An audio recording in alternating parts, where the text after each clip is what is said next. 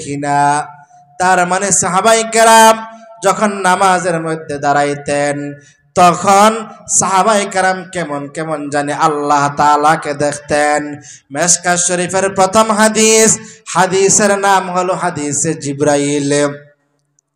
মিশকাত শরীফের হাদিসের মধ্যে আল্লাহর পয়গম্বরের সামনে জিবরাইল আলাইহিস সালাতু ওয়াস সালাম আসিয়া ডাক দিয়া বলে, ক্বালা ফাখবিরনি আনিল ইহসান।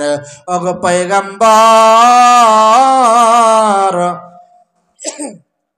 ইহসান সম্পর্কে আপনি আমাকে একটু খবর দেন।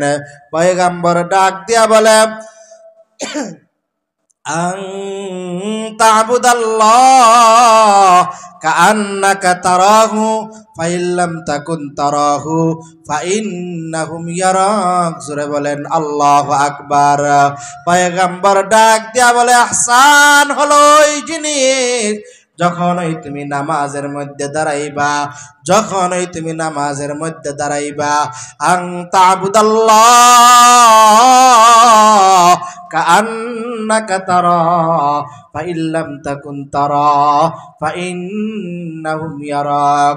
যখনই তুমি নামাজের মধ্যে দাঁড়াইবা তখনই তুমি মনে করবা তখন আমি আল্লাহ তাআলাকে দেখতেছি। কারণ আমাদের চোখ এমন চোখ, যে চোখ দিয়ে আল্লাহ তাআলাকে দেখা সম্ভব হবে না। কারণ আমাদের চোখের দ্বারা গুনাহ হয়, সারাদিন বেপরদার গুনাহ, নাফরমানের গুনাহ। এই চোখ দিয়ে আল্লাহ তাআলাকে দেখা সম্ভব হবে না। আল্লাহর পয়গম্বর এই হাদিসে জিবরাইলের মধ্যে জানায় দেন, কান্নাকা তারাহু ফাইল্লাম তাকুন তারাহু ফাইন্নাহুম ইয়ারাক। আমার আপনার দেখার শক্তি তো হবে না, নামাজের মধ্যে দাঁড়াইয়া তোমার ধ্যান ধারণা চিন্তা চেতনা এরকম হবে, আমি তো আমার রবকে দেখা সম্ভব না, আমার রব আমাকে দেখতেছে। জোরে বলেন আল্লাহু আকবার। তার মানে সাহাবায়ে কেরাম আল্লাহ তাআলাকে দেখা জান্নাত দেখা আল্লাহ রাব্বুল আলামিনের গোলামি করছে। ওই যে জোরাই যে কোন একজন বুজুর্গ ওলি ছিলেন, ওলি কামেল ছিলেন, নামাজের মধ্যে দাঁড়াইছে। এবার মাও ডাক দেয়, নামাজ পড়ে মুশকিলাতের মধ্যে পড়ে গেছে। নামাজের মধ্যে দাঁড়াইয়া কোরআন কারিমে তেলাওয়াত করে আল্লাহর পয়গম্বর জানায় দেয়, এই কোরআন তো শুধু কোরআন নয়, এই কোরআন তেলাওয়াত করা আর আল্লাহ রাব্বুল আলামিনের সাথে কথা বলার সমান। জোরে বলেন সুবহানাল্লাহ। এবার হযরত জুরাইজ এবার মুশকিলাতের মধ্যে পড়ে গেছে। হযরত জুরাইজ নামাজ ছাড়বে না, মায়ের ডাকে সাড়া দিবে, কিন্তু মা তো জানে না নামাজের মধ্যে আছে কিনা। মা দ্বিতীয়বার আবার ডাক দেয়, তৃতীয়বার মা আবার জুরাইজকে ডাক দেয়। তিনবার জুরাইজ মাকে ডাক দেওয়ার পর জুরাইজ তার মায়ের ডাকে শুই না, তার মার ডাকে সাড়া দেয় নাই।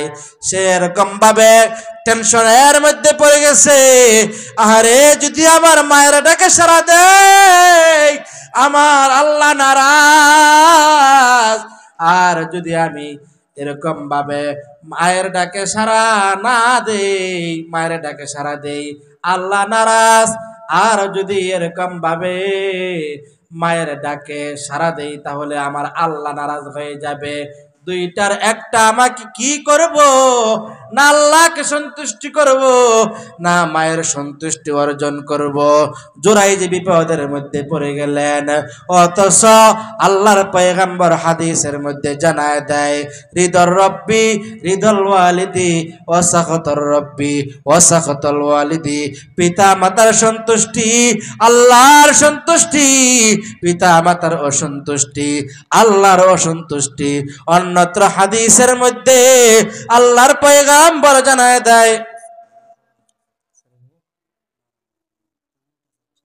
আল জান্নাতু তাহতা আকদামিল উম্মাহাত, মায়ের পায়ের নিচে সন্তানের জান্নাত। জোরে বলেন আল্লাহু আকবার। হাদিসের মধ্যে আল্লাহর পয়গম্বর বলেন মায়ের পায়ের নিচে সন্তানের জান্নাত।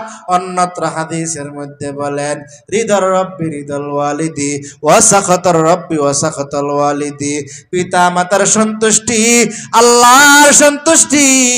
এবার জোরাইজ বিপদের মধ্যে পড়ে গেছে, আমি নামাজ চাইরা যদি আমার মায়ের ডাকে সাড়া দেই, যদি আমার আল্লাহ নারাজ হয়ে যায়, আর যদি আমি নামাজের মধ্যে দাঁড়াই থাকি, না জানে আমার মা নারাজ হয়ে যায়। মা তিনবার ডাক দেওয়ার পরে কলিজার টুকরা সন্তান ডাকের কোনো সাড়াই দেয় না। মা চতুর্থবারের মতো রাগ কইরা বলে, তুই আমার মায়ের ডাকে সাড়া দাস নাই, আল্লাহ যেন তোর বেশ্যার মুখ দেখায়। জোরে বলেন নাউজুবিল্লাহ। মা নারাজ হইয়া বলে, আমি মায়ের ডাকে সাড়া দেও নাই, আল্লাহ তাআলা যেন তোমাকে বেশ্যার মুখ দেখায়।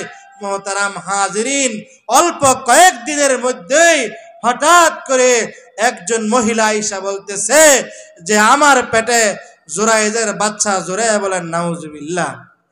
মোহতারাম হাজিরিন, আজানের সময় আলোচনা করা ঠিক না। আল্লাহ রাব্বুল আলামিন যদি সুযোগ করে দেয়, ইনশাআল্লাহ সামনে সাক্ষাৎ হবে। হ্যাঁ, আপনাদের এই এলাকায়, আপনাদের মহল্লায় এই যে কাউসার ভাই, উনি আমার আপন বোনের জামাই। হ্যাঁ, আমাকে আজকে হঠাৎ করে